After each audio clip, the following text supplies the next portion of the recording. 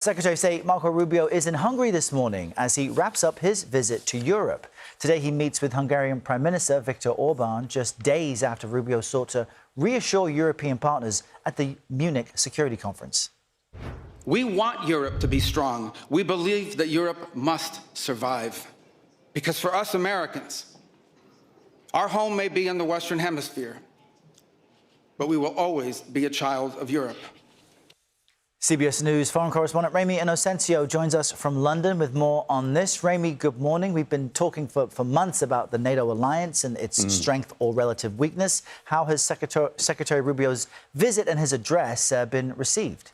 Sure, Errol, and good morning to you. Well, Rubio actually got a standing ovation at the end of that speech, which lasted a little over 20 minutes. But last year, if you remember, J.D. Vance, the vice president, got people stunned after he criticized Europe on a lot of things, on immigration, on free speech, on failing democracies. But for Rubio this year, the reaction was kind of a spectrum. On one side, leaning to, you could say, cautious optimism that the U.S. and Europe can still be allies despite the past year. But then on the other side, leaning to something like self-reliance, looking beyond the U.S. because of what's happened over the past year. And Germany's ambassador, right after we saw Rubio there, he sat down for a Q&A with him, and he said that there was a sigh of relief that went through the hall. You could actually hear some people in the audience laugh, maybe a bit of nervous laughter there.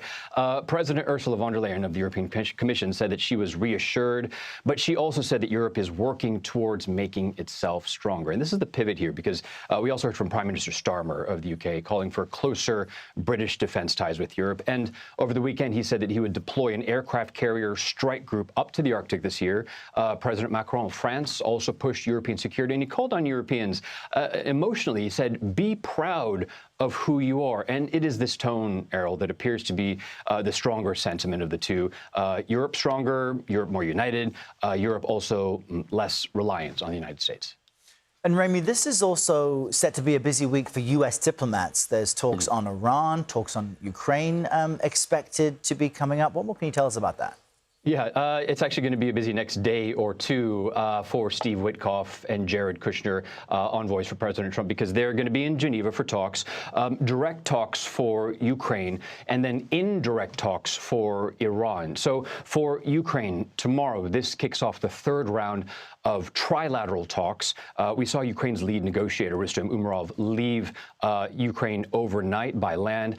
This will also include Russian military and economic officials. And the issue, territory, the big one, Zelensky said that the U.S. told him that Russia's invasion can end if Kyiv withdraws from the Donbass, the 20%, roughly 20% of the country in the east, which has been a red line for Ukraine. As for talks with Iran, also happening in Geneva, Witkoff and Kushner will be speaking with negotiators from Oman, who will then be talking with the Iranians, and the foreign minister of Iran, Abbas Araghchi, is expected to be there. But the main issue here, Iran's nuclear program. But Israel's prime minister yesterday spoke up on this, and he had this red line. Take a listen.